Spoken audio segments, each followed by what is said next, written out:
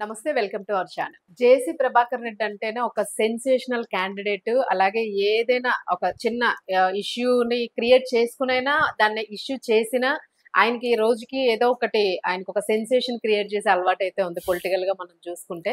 So, అది కొందరికి దానికి సంబంధించి ఫ్యాన్స్ కూడా ఉన్నారని చెప్పుకోవచ్చు. ఎందుకంటే జేసీ గారిది ఏదైనా ఒక ఇష్యూ వచ్చింది అని అంటే చాలు, సో, ఆ న్యూస్‌ని ఇంకా వైరల్‌గా చూస్తూనే ఉంటారు. సో, ప్రస్తుతానికి ఇప్పటి వరకు జేసీ చూసుకుంటే మనకి రాయలసీమలోనే తన ఏదైనా ఒక క్రియేటివ్‌గా ఒక గొడవ గానియండి, ఒక సెటిల్మెంట్స్ గానియండి, ఇట్లాంటివన్నీ గూడా మనం వింటూ వస్తున్నాం. సో, ఇప్పుడు లేటెస్ట్‌గా చూసుకుంటే ఆయన వేరే ప్రాంతాన్ని గూడా టచ్ చేసినట్టుగా మనకనిపిస్తుంది. అసలు ఏ ప్లేస్‌కెళ్లారు? ఎవరితో ఇన్వాల్వ్ అయ్యారు?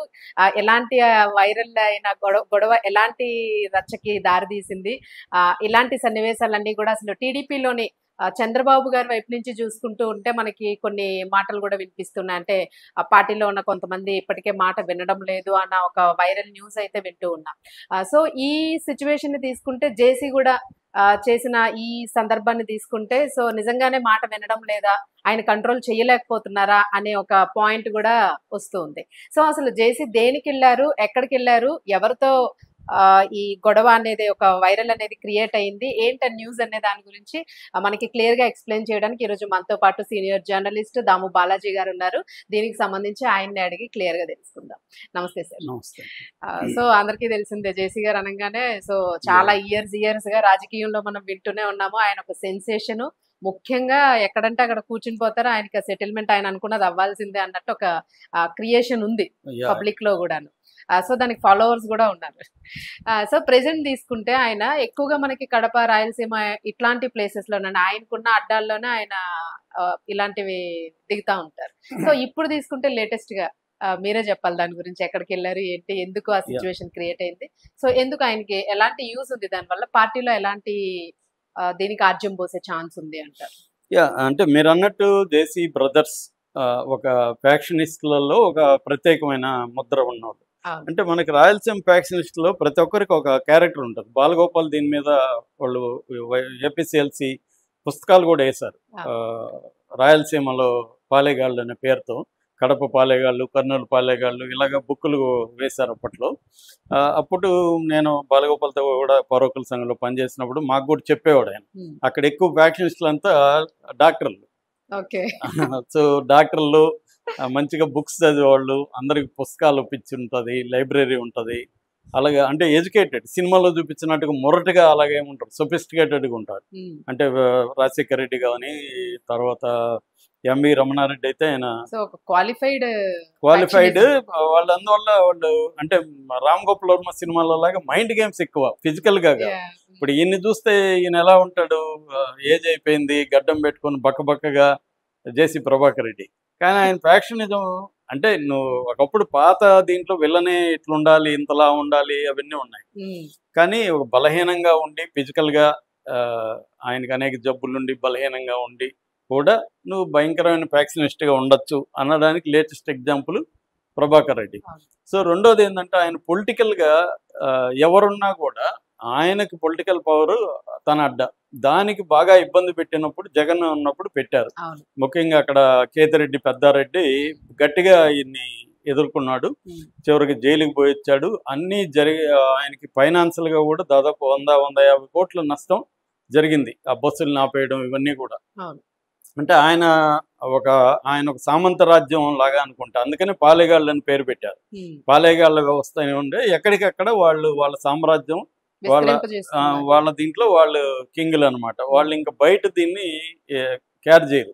ఏదో కప్పం కావాల్సుంటే కడుతుంటారు తప్ప వాళ్ళ అధికారాన్ని వీళ్ళు అంగీకరించరు. హ్మ్. అట్లా ఉన్న స్థాయిలో ఈయన జగన్ ఇబ్బంది పెట్టగలిగాడు. మళ్ళీ ఆయన లక్ ఏమంటే జగన్ ప్రభుత్వం పోయినాక చంద్రబాబు ప్రభుత్వం వచ్చింది. చంద్రబాబుని ఆయన క్యారీ చేసే టైప్ కాదు. చంద్రబాబుని పొగుడుతాడు, అన్నీ చేస్తాడు కానీ చంద్రబాబు కంట్రోల్‌లో ఆయన ఉండడు. ఆ మధ్య కూడా ఫ్లై యాష్ విషయంలో ఈయనకు కడప జిల్లాలో తెలుగుదేశం లీడర్ల మధ్య గొడవ వచ్చినప్పుడు చంద్రబాబు పంచాయతీకి పిలిపిస్తే ఈయన వెళ్ళలేదు. హ్మ్. ఆయన వచ్చాడు కానీ ఈయన వెళ్ళలేదు. సో, చంద్రబాబు వదిలేసుకున్నాడు దాన్ని. అట్లాగే ప్రభుత్వ అధికారంలో కూడా డైరెక్ట్‌గా ఎస్పీ స్థాయి నుంచి, ఆర్టీఓ అధికారుల నుంచి నా కొడుకల్లారా కైండ్ ఆఫ్ భాష ఆయన అవును. కెమెరాలో ఆన్ చేసే మాట్లాడతాడు ఆయన. అట్లాగే ఆ మధ్య మాధవిలతను కూడా ఆయన బూతులు తిట్టి ఈ అమ్మాయి కూడా గట్టిగా వేసుకున్నాక సారీ చెప్పాడు. ఫస్ట్ టైం నాకు తెలిసి ఆయన సారీ చెప్పడం. అలాగా ఆయన ఏంటంటే ఒక రకమైన స్టైల్ ఆఫ్ ఫంక్షనింగ్ అనేది ఆయనకు ఉంటుంది.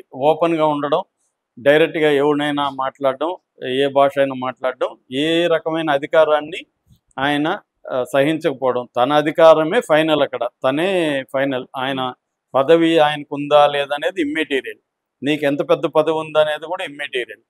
ఇక్కడ నేనే కింగ్, నేనే క్వీను, నేనే మంత్రి, అన్నీ నేనే, నా అధికారానికి లోబడి మీ అధికారం ఉంటుంది అనేది ఆయన చెప్పదలుచుకున్నాడు. కోర్టు అనేక సార్లు పెద్దారెడ్డిని అక్కడికి పొమ్మన్నా ఆయన అలో చేయలేదు. చివరికి సుప్రీంకోర్టు చెప్పినా కూడా ఇప్పటివరకు పెద్దారెడ్డి పోయి అక్కడ ఉండలేకపోతున్నాడు. అంటే అర్థమేమి, ఆయన కోర్టుకి అతీతం, సీఎంకి అతీతం, అందరికి అతీతం. ఆ ప్రాంతంలో ఆయన కింగ్. దీన్ని ఫస్ట్ బ్రేక్ చేసింది జగనే. కానీ మళ్ళీ అది టెంపరీ, మళ్ళీ వచ్చాడు. సో వచ్చినప్పటి నుంచి ఆయనకి పార్టీ లాయల్టీ లేదు ఆయనకి. మామూలుగా అయితే పార్టీ లాయల్టీ ఉంటుంది, అంటే మన పార్టీలో ఉండే వాళ్ళతో మనం అంత ఇది కాకూడదని. ఈయనకి అవన్నీ లేవు కాబట్టి పేరుకి పార్టీ తప్ప ఆయన లాయల్టీ ఆయనకే ఆయన లాయల్టీ తప్ప ఇంకెవరికి లేదు. సో రెండోది ఏంటంటే అక్కడ ప్రజల్లో కూడా ఆయనకి కొంత మంచి పేరే ఉంది. వాళ్ళకి కొన్ని కార్యక్రమాలు చేయడం కానీ, అక్కడ కొన్ని సిస్టమ్స్ ఫాలో కావడం కానీ. రెండోది ఏంటంటే మామూలుగా ఫ్రాయిడియన్ థియరీ ప్రకారం కూడా ఒక అథారిటేరియన్ ఫిగర్ని ప్రజలు ఎంజాయ్ చేస్తారు, వాళ్ళ అధికారాన్ని ఆమోదిస్తారు. దీన్నే మన ఫిలాసఫర్ నీచే ఒక థియరీ చెప్తాడు. అదేంటంటే slave owners mentality, slave mentality, ఈ రెండే ఉంటాయని. కొంతమంది స్లేవ్ ఓనర్స్గా ఉంటారు, కొంతమంది స్లేవ్స్గా ఉండడానికి ఇష్టపడతారు. అంటే they need slave owners. So అలాగా అక్కడ ప్రజలు కూడా ఈయన అధికారాన్ని ఆమోదించేసి ఈయనకి మద్దతుగానే ఉన్నారు. ఇప్పుడు ఆయన జగన్ ఉన్నప్పుడే ఆయన మున్సిపల్ చైర్మన్గా గెలిచాడు. సో ఇప్పుడు వాళ్ళ కొడుకు కూడా అస్మిత్ రెడ్డి అనుకుంటా, వాళ్ళ కొడుకు కూడా ఎమ్మెల్యే అయ్యాడు. సో ఇప్పుడు ఆయనకి పొలిటికల్ పవర్ వచ్చింది, ఎట్లాగో ఆయన ట్రెడిషనల్ పవర్ అట్లా ఉంది. ఇప్పుడు ఏం చేస్తున్నాం అంటే ఆయన తన ప్రాంతానికి మాత్రం పరిమితం కాకుండా, అదేదో సామెత ఉంది కదా, నీ ప్రాంతంలో నువ్వు ఉండొచ్చు ముఖ్యంగా, పక్కకు వస్తే నువ్వు బలహీనమని. అంటే కొంతమందికి అక్కడ ఉంటేనే బలం, మొసలికి నీళ్ళల్లో బలం ఉన్నట్టు ఈ ఫ్యాక్షనిస్టులకు కూడా అక్కడే బలం ఉంటుంది. కానీ పరిటాల రవి లాంటి వాళ్ళు స్టేట్ వైడ్ వాళ్ళ బలాన్ని విస్తరించగలిగారు. పరిటాల రవి అప్పట్లోనే, అంటే ఎర్లీ 2000s హైదరాబాద్లో పంచాయతీల దగ్గర నుంచి రాష్ట్రంలో ఎక్కడైనా ల్యాండ్ పంచాయతీలు పరిటాల రవి చేసేవాడు. చివరికి బెంగళూరు, చెన్నైలో కూడా చేశారు.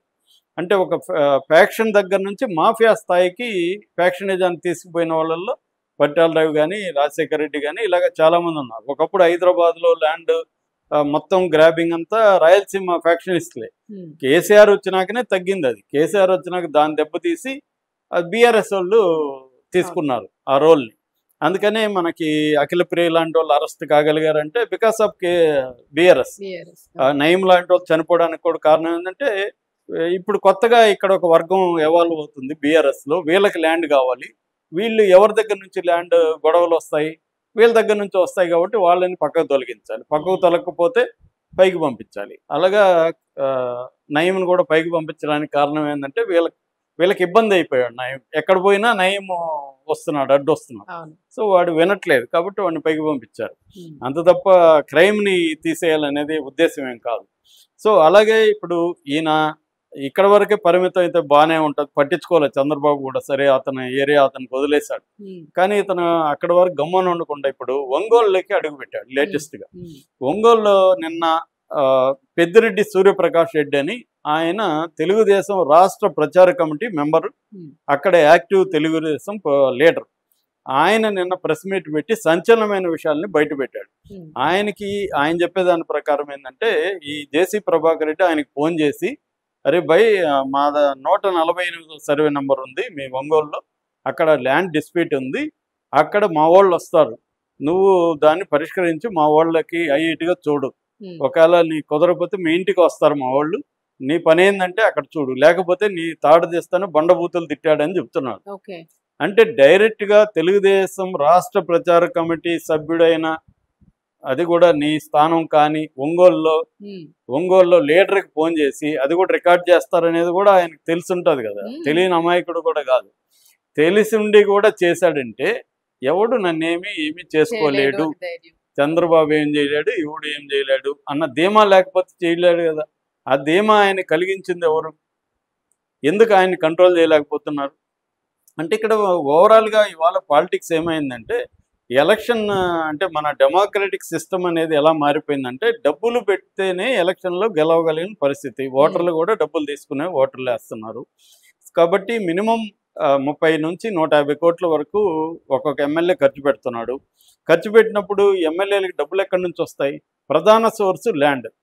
ల్యాండ్ని గ్రాప్ చేయడం, ఎక్కడ ఉంటే అక్కడ గ్రాప్ చేయడం, ఎక్కడ బలహీనమైన ఓనర్లు ఉంటే వాళ్ళది గ్రాప్ చేయడం, తర్వాత ప్రజల నుంచి మ్యాక్సిమం లాగడం. నువ్వు రిజిస్ట్రేషన్ చేసుకోవాలన్నా, ఇల్లు అమ్మాలన్నా, కొనాలన్నా వీళ్ళకి కప్పం కట్టాల్సిందే. ఆ మధ్య మా ఫ్రెండ్ మదనపల్లిలో ఒక 40 కోట్లకి, మా ఫ్రెండ్ 40 కోట్లకి ఒక ప్రాపర్టీ కొన్నాడు. కొనిన రోజు కూడా మా ఫ్రెండ్ ఫోన్ చేశాడు. ఎందుకంటే ఒకప్పుడు అక్కడ ట్రేడ్ యూనియన్ మూవ్మెంట్ నేను నడిపాను అనమాట. అందుకని ఆ ఫ్యాక్టరీని ఇప్పుడు మా వాడు కొన్నాడని చెప్పడానికి చేశాడు. తర్వాత నేను అడిగా ఏంటి పరిస్థితి అంటే, అది అమ్మేశాడు మా వాడు అన్నాడు. ఎందుకు అమ్మేశాడంటే అక్కడ లోకల్ ఎమ్మెల్యే 10 ఎకరాలు మనకి పక్కన పెట్టమ్మా అంటున్నాడు అంట. ఇతను కొనిన దాంట్లో వీడికి 10 ఎకరాలు పెట్టి నేనేం చేయాలి? ఇతను చంద్రబాబు దగ్గరికి వెళ్ళాడు, లోకేష్ దగ్గరికి వెళ్ళాడు. తెలుగుదేశం అతనే కొన్న అతను కూడా. కానీ చంద్రబాబు లోకేష్లు అతను కంట్రోల్ చేయలేదు లోకల్ ఎమ్మెల్యేని. దాంతో ఇతను ఇంకెవరినో పట్టుకొని అమ్మేసి ఇతను బయటకు వచ్చాడు. అంటే ఇది పరిస్థితి అనమాట. నువ్వు ఎక్కడ ల్యాండ్ కొన్నా అమ్మినా అక్కడ లోకల్గా ఉన్న ఎమ్మెల్యేలకి లేదంటే ఇట్లాంటి వాళ్ళకి కప్పం కట్టాల్సిందే. చివరికి మటన్ కొట్టేవాళ్ళ దగ్గర కూడా వసూలు చేస్తున్నారు అన్న పేరు వచ్చింది. రెండోది ఏంటంటే వైసీపీ వాళ్ళతో కూడా తెలుగుదేశం వాళ్ళు కుమ్మక్కైపోయి ఇద్దరు పంచుకుంటున్నారన్న కూడా వినిపిస్తున్నాయి. ఇప్పుడు వినిపిస్తున్న వార్త ఇప్పుడు కొత్తగా ఇవాల్వ్ అయిన మెథడ్ అంటే ఇక్కడ పార్టీ లాయల్టీ కూడా ఎవరికి లేదండి. ఇంతకుముందు పార్టీ లాయల్టీ ఉండేది, ఇప్పుడు లేదు. ఎందుకు లేదంటే వీళ్ళు అటు జంప్ అవుతారు, ఇటు జంప్ అవుతారు, ఎవరికి పార్టీ లాయల్టీ లేదు. కాబట్టి పార్టీ లాయల్టీ కూడా లేదు కాబట్టి ఇంకేం లాయల్టీ ఉంటుంది? వాడి లాయల్టీ వాడికి. నేను చెప్పినట్టుగా ఇంత వాడికి ఏది లాభం? ఈ 5 ఏళ్ళు ఉంటామో లేదో, మళ్ళీ వస్తామో లేదో, ఈ 5 ఏళ్లలో మనం ఖర్చు పెట్టిన ఒక 100 కోట్లు లేదు, రాజకీయాల్లో వాళ్ళకి 10 ఏళ్ళు 15 ఏళ్ళలో ఇన్వెస్ట్ చేసి ఉంటారు కదా, ఒక 200-300 కోట్లు అనుకుందాం. ఈ 300 కోట్లు 5 ఏళ్లలో, లేకపోతే 2027కి మళ్ళీ ఎలక్షన్లు వస్తాయేమో. అందువల్ల మ్యాక్సిమం టైం లేదు ఇతనికి. ఎవ్రీడే చాలా ఇంపార్టెంట్. 24 గంటలు సరిపోవట్లేదు.